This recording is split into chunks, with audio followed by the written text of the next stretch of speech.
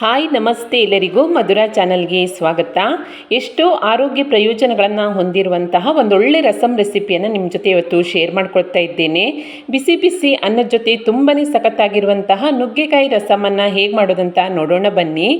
ಮೊದಲಿಗೆ ನಾನಿಲ್ಲಿ ಒಂದು ಕುಕ್ಕರ್ಗೆ ಒಂದು 3 ನುಗ್ಗೆಕಾಯಿಯನ್ನು ಕಟ್ ಮಾಡಿಕೊಂಡು ಚೆನ್ನಾಗಿ ತೊಳ್ಕೊಂಡು ಸೇರಿಸ್ಕೊಳ್ತಾ ಇದ್ದೇನೆ. ನೀವು ಜಾಸ್ತಿ ಕೂಡ ಸೇರಿಸ್ಕೊಳ್ಬೋದು. ನಂತರ ಇದಕ್ಕೆ ಒಂದು 2 ಸ್ಪೂನ್ ಆಗುವಷ್ಟು ತೊಗರಿಬೇಳೆಯನ್ನು ಕೂಡ ತೊಳೆದುಕೊಂಡು ಸೇರಿಸ್ಕೊಳ್ತಾ ಇದ್ದೇನೆ. ತೊಗರಿಬೇಳೆ ಬೇಡ ಅಂತ ಹೇಳಿದರೆ ನೀವು ಹೆಸರುಬೇಳೆಯನ್ನು ಕೂಡ ಸೇರಿಸ್ಕೊಳ್ಬೋದು. ನಂತರ ಉದ್ದಕ್ಕೆ ಹೆಚ್ಕೊಂಡಿರುವಂತಹ 1 ಟೊಮೆಟೊ, ಒಂದು 1/4 ಸ್ಪೂನ್ ಆಗುವಷ್ಟು ಅರಿಶಿಣ, ಹಾಗೆ ದೊಡ್ಡ ಗ್ಲಾಸಲ್ಲಿ 2 ಗ್ಲಾಸ್ ಆಗುವಷ್ಟು ನೀರನ್ನು ಸೇರಿಸ್ಕೊಂಡು ಕುಕ್ಕರ್ ಮುಚ್ಚಳವನ್ನು ಮುಚ್ಚಿ ನಾನೊಂದು 5 ವಿಸಿಲ್ ಕೂಗಿಸ್ಕೊಳ್ತೀನಿ. ನುಗ್ಗೆಕಾಯಿ ಎಲ್ಲ ಚೆನ್ನಾಗಿ ಬೇಯಬೇಕು. ಅದಕ್ಕೋಸ್ಕರ ಈ ನುಗ್ಗೆಕಾಯಿ ಬೇಯುವಷ್ಟರಲ್ಲಿ ನಾನು ಒಂದು ಚಿಕ್ಕ ಲಿಂಬೆಹಣ್ಣು ಗಾತ್ರದ ಹುಣಸೆ ಹಣ್ಣನ್ನು ಚೆನ್ನಾಗಿ ತೊಳ್ಕೊಂಡು ಒಂದು ಬೌಲಿಗೆ ನೀರನ್ನು ಹಾಕಿ ನೆನೆಸಿ ಇಟ್ಕೊಳ್ತೀನಿ. ಅಷ್ಟರಲ್ಲಿ ಇದಕ್ಕೆ ಬೇಕಾದಂಥ ಒಂದು ಮಸಾಲೆ ಪೌಡ್ರನ್ನು ರೆಡಿ ಮಾಡ್ಕೊಳ್ಳೋಣ. ಅದಕ್ಕಾಗಿ ಮಿಕ್ಸಿ ಪಾತ್ರೆಗೆ ಅರ್ಧ ಸ್ಪೂನ್ ಆಗುವಷ್ಟು ಧನಿಯಾ ಬೀಜ, 1 ಸ್ಪೂನ್ ಆಗುವಷ್ಟು ಜೀರಿಗೆ, ಅರ್ಧ ಸ್ಪೂನ್ ಆಗುವಷ್ಟು ಕಾಳುಮೆಣಸು, ಒಂದು ಚಿಟಿಕೆ ಆಗುವಷ್ಟು ಮೆಂತ್ಯಕಾಳು, ಹಾಗೆ 7ರಿಂದ 8 ಪೀಸ್ ಆಗುವಷ್ಟು ಬೆಳ್ಳುಳ್ಳಿ, ಒಂದು 4 ಒಣಮೆಣಸು, ಇದಿಷ್ಟನ್ನು ಸೇರಿಸ್ಕೊಂಡು ಇದನ್ನು ಕೂಡ ಪೌಡ್ರ್ ಮಾಡ್ಕೊಳ್ತೀನಿ. ನೋಡಿ, ಈ ರೀತಿಯಾಗಿ ಮಸಾಲ ಪೌಡ್ರನ್ನು ರೆಡಿ ಮಾಡಿ ಪಕ್ಕದಲ್ಲಿ ಇಟ್ಕೊಂಡಿದ್ದೇನೆ.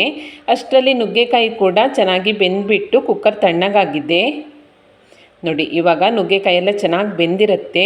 ಇದನ್ನು ನಾವು ಈ ರೀತಿಯಾಗಿ ಮ್ಯಾಶರ್ನಿಂದ ಚೆನ್ನಾಗಿ ಮ್ಯಾಶ್ ಮಾಡ್ಕೊಳ್ಬೇಕು. ಇದರಿಂದ ನುಗ್ಗೆಕಾಯಿಯಲ್ಲಿರುವಂತಹ ರಸ ಎಲ್ಲ ಬಿಟ್ಕೊಳ್ಳುತ್ತೆ. ನೋಡಿ, ಈ ರೀತಿಯಾಗಿ ಮ್ಯಾಶ್ ಮಾಡ್ಕೊಂಡ ನಂತರ ಈ ನುಗ್ಗೆಕಾಯಿ ಸಿಪ್ಪೆಯಿಂದ ಈ ನುಗ್ಗೆಕಾಯಿ ರಸವನ್ನು ಸೋಸ್ಕೊಳ್ಬೇಕು. ಈ ರೀತಿಯಾಗಿ ಜರಡಿಯಲ್ಲಿ ಸ್ವಲ್ಪನೇ ಹಿಡಿದ್ಬಿಟ್ಟು ನೀರನ್ನು ಸಪ್ರೇಟಾಗಿ ಸೋಸ್ಕೊಳ್ಬೇಕು. ತುಂಬಾ ಸಖತ್ತಾಗಿರುತ್ತೆ ನುಗ್ಗೆಕಾಯಿ ರಸಮ್. ಯಾವಾಗಲೂ ನುಗ್ಗೆಕಾಯಿಂದ ಸಾರು ಪಲ್ಯ ಎಲ್ಲ ಮಾಡಿ ತಿನ್ನೋದಕ್ಕಿಂತ ಒಮ್ಮೆ ಈ ರೀತಿಯಾಗಿ ರಸಮ್ ಕೂಡ ಟ್ರೈ ಮಾಡಿ ನೋಡಿ, ತುಂಬಾ ಸಖತ್ತಾಗಿ ಬರುತ್ತೆ. ಈ ರೀತಿಯಾಗಿ ಎಲ್ಲ ನೀರನ್ನು ಸೋಸ್ಕೊಂಡ ನಂತರ ಇದ್ರ ಮೇಲೆ 1 ಗ್ಲಾಸ್ ಆಗುವಷ್ಟು ನೀರನ್ನು ಹಾಕಿ ಈ ಸಿಪ್ಪೆಯಲ್ಲಿರುವ ರಸವನ್ನು ಕೂಡ ತೆಗಿಬೇಕು. ನೋಡಿ, ಈ ರೀತಿಯಾಗಿ ಚೆನ್ನಾಗಿ ಮಿಕ್ಸ್ ಮಾಡ್ಕೊಳ್ತಾ ಸ್ವಲ್ಪ ಪ್ರೆಸ್ ಮಾಡಿದರೆ ಇದರ ಪೂರ್ತಿಯಾಗಿ ರಸ ಬರುತ್ತೆ. ನಾನು ಈ ರೀತಿಯಾಗಿ ನುಗ್ಗೆಕಾಯಿಯ ರಸವನ್ನು ತೆಗೆದು ಪಕ್ಕದಲ್ಲಿ ಇಟ್ಕೊಂಡಿದ್ದೇನೆ. ಈಗ ಸ್ಟವ್ ಮೇಲೆ ಒಂದು ಪಾತ್ರೆಯನ್ನು ಇಟ್ಕೊಂಡು ಇದಕ್ಕೆ 2 ಸ್ಪೂನ್ ಆಗುವಷ್ಟು ಎಣ್ಣೆಯನ್ನು ಸೇರಿಸ್ಕೊಳ್ತಾ ಇದ್ದೇನೆ. ಎಣ್ಣೆ ಕಾದ ನಂತರ ನಾನು ಪೌಡ್ರ್ ಮಾಡಿ ಇಟ್ಕೊಂಡಿದ್ನಲ್ಲ ಆ ಮಸಾಲ ಪೌಡ್ರನ್ನು ಸೇರಿಸ್ಕೊಳ್ತಾ ಇದ್ದೇನೆ. ಹಾಗೆ ಒಂದು 2 ಪೀಸ್ ಆಗುವಷ್ಟು ಒಣಮೆಣಸು, ಸ್ವಲ್ಪ ಕರಿಬೇವಿನ ಸೊಪ್ಪು, 1 ಚಿಟಿಕೆ ಆಗುವಷ್ಟು ಇಂಗನ್ನು ಸೇರಿಸ್ಕೊಂಡು ಹಸಿ ಮಸಾಲೆಯನ್ನು ಹುಡಿ ಮಾಡಿರೋದ್ರಿಂದ 1 ನಿಮಿಷದ ಕಾಲ ಎಣ್ಣೆಯಲ್ಲಿ ಚೆನ್ನಾಗಿ ಈ ರೀತಿಯಾಗಿ ಮಸಾಲೆಯನ್ನು ಫ್ರೈ ಮಾಡ್ಕೊಳ್ಬೇಕು.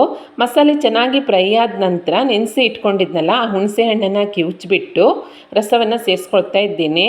ನಂತರ ನುಗ್ಗೆಕಾಯಿ ಬೇಯಿಸಿ ಸೋಸಿ ತೆಗೆದಿರುವಂತಹ ನುಗ್ಗೆಕಾಯಿ ರಸವನ್ನು ಕೂಡ ಸೇರಿಸ್ಕೊಳ್ತಾ ಇದ್ದೇನೆ.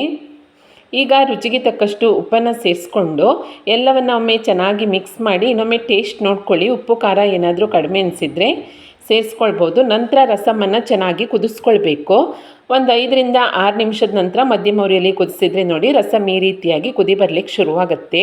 ಕೊನೆಯಲ್ಲಿ ಚಿಕ್ಕದಾಗಿ ಹೆಚ್ಕೊಂಡಿರುವಂತಹ ಕೊತ್ತಂಬರಿ ಸೊಪ್ಪನ್ನು ಸೇರಿಸ್ಕೊಂಡು ಒಮ್ಮೆ ಮಿಕ್ಸ್ ಮಾಡಿಕೊಂಡು ಸ್ಟವನ್ನು ಆಫ್ ಮಾಡಿಕೊಂಡ್ರೆ ತುಂಬಾ ರುಚಿಯಾದಂತಹ ನುಗ್ಗೆಕಾಯಿ ರಸಮ್ ರೆಡಿಯಾಗುತ್ತೆ. ಎಷ್ಟೋ ಆರೋಗ್ಯ ಪ್ರಯೋಜನಗಳನ್ನು ಹೊಂದಿರುವಂತಹ ಈ ನುಗ್ಗೆಕಾಯಿ ರಸಮ್ ಬಿಸಿ ಬಿಸಿ ಅನ್ನದ ಜೊತೆ ಅಂತೂ ತುಂಬಾ ಸಖತ್ತಾಗಿರುತ್ತೆ. ಹಾಗೆ ಮುದ್ದೆ ಜೊತೆ ಕೂಡ ತಿನ್ಬೋದು. ಮಾಡೋದಂತೂ ತುಂಬಾ ಸುಲಭ. ಯಾವಾಗಲೂ ಸಾರು ಪಲ್ಯ ಮಾಡೋದಕ್ಕಿಂತ ಒಮ್ಮೆ ಈ ರೀತಿಯಾಗಿ ಡಿಫ್ರೆಂಟಾಗಿ ರಸಮನ್ನು ಕೂಡ ಟ್ರೈ ಮಾಡಿ ನೋಡಿ, ತುಂಬಾ ಇಷ್ಟಪಡ್ತೀರಾ.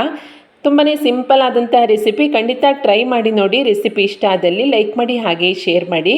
ಹೇಗಾಗಿದೆ ಅಂತ ಕಮೆಂಟ್ ಮಾಡಿ ತಿಳಿಸಿ. ಹೊಸದಾಗಿ ನಮ್ಮ ಚಾನಲ್ ನೋಡ್ತಾ ಇದ್ದರೆ ಸಬ್ಸ್ಕ್ರೈಬ್ ಮಾಡ್ಕೊಳ್ಳಿ. ಸಿಗೋಣ ಮುಂದಿನ ರೆಸಿಪಿಯಲ್ಲಿ. Thank you for watching.